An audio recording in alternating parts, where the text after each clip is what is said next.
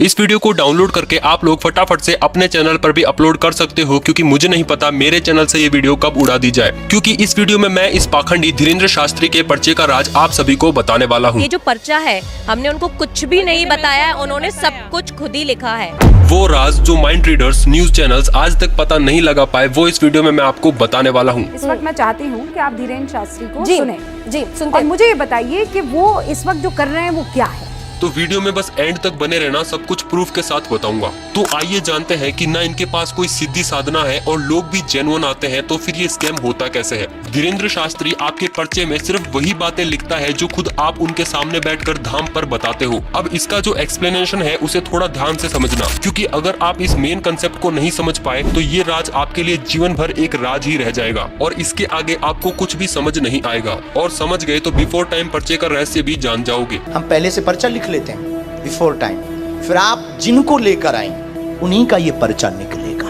तो आइए समझते हैं। धाम पर रैंडमली जिसकी भी अर्जी लगती है वो भक्त मंच पर आता है। धीरेन्द्र शास्त्री उसका पर्चा लिखते हैं और तख्ती पलटकर पूछते हैं क्या प्रश्न लेकर आए हो। वो भक्त उन्हें सब कुछ बताता है और फिर धीरेन्द्र शास्त्री उसे पर्चा दिखाते हुए वही सब कुछ बोलते हैं जो उसने बताया होता है। लेकिन लेकिन लेकिन यहाँ पर है मेन ट्विस्ट। यहाँ पर चीज नोटिस करना, वो सिर्फ बोल कर बताते हैं, ना कि पढ़कर। शब्दों पर ध्यान देना। अभी तक जो वो बोल रहे हैं ऐसा कुछ भी पर्चे पर नहीं लिखा और वो सिर्फ वही सब कुछ बोल रहे हैं जो सामने बैठे भक्त ने उन्हें बताया था। जब भक्त मंच पर जाता है तो धीरेन्द्र शास्त्री उसके पहनावे या बॉडी लैंग्वेज को देखकर 2-3 लाइंस पर्चे पर लिख देते हैं, ताकि पर्चा पढ़ाते समय भक्त को कुछ लिखा हुआ दिखाया जा सके। और कुछ ऐसे सवाल ब्लैंक छोड़कर लिखे जाते हैं जिनके जवाब भक्त के बताने के बाद पूरे कर लिए जाते हैं। वो इस बात का पूरा ध्यान रखते हैं कि पर्चा भक्त के द्वारा न पढ़ा जाए। अगर भक्त ने पढ़ने की कोशिश भी की तो उनकी अशुद्ध लिखावट के कारण वो उसे नहीं पढ़ पाता। इसमें सबसे इम्पोर्टेंट रोल उनकी गंदी लिखावट, आधे अधूरे सेंटेंसेस और पर्चा दिखाने के एंगल का होता है। धीरेन्द्र शास्त्री भक्त को पर्चा पढ़ाते समय केवल उनके पर्चे पर उंगली चलाते हुए वही सारी बातों को दोहराते हैं जो भक्त उन्हें बताता है।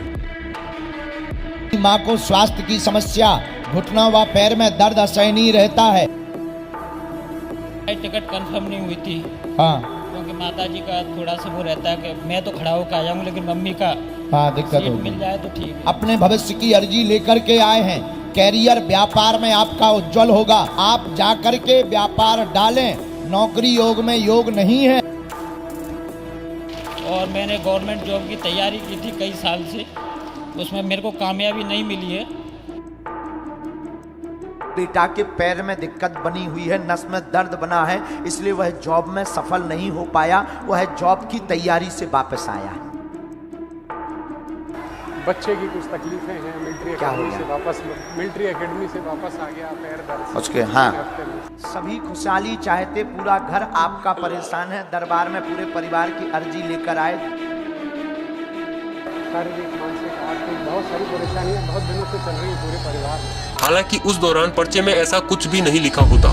जैसे ही भक्त केवल सुनने मात्र से प्रसन्न हो जाता है, धीरेन्द्र शास्त्री समाधान या मंत्र लिखने का बोलकर तुरंत पेन उठाकर वो खाली स्थानों पर भक्तों द्वारा कही गई बातों को कम शब्दों में पर्चे पर उतार लेते हैं। यही कारण है कि धीरेन्द्र शास्त्री ने आज तक कभी भी भक्तों की समस्या बताने के तुरंत बाद या पर्चा एडिट करने से पहले पर्चा कैमरे पर नहीं दिखाया। और कहीं दिख जाए तो समझ लेना वो बंदा स्क्रिप्टेड है। और आप प्रूफ के लिए यूट्यूब पर मौजूद कोई भी वीडियो उठाकर देख लो, वो पर्चा पढ़ने के तुरंत बाद पेन उठाकर पर्चा एडिट करने में लग जाते हैं।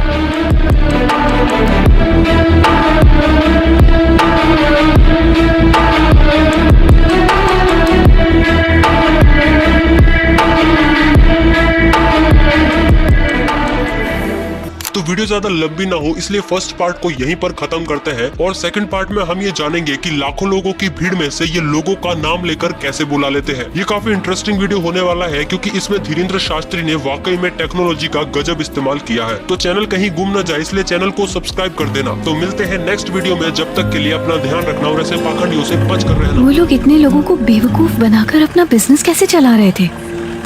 एक ताबीज बांध दो तो लोग कुछ भी मान लेते हैं। हमें लगता है काली बिल्ली से किस्मत खराब होगी। सब चाहते हैं कि उनके साथ अच्छा हो। सबको डर होता है कि उनके साथ बुरा ना हो जाए।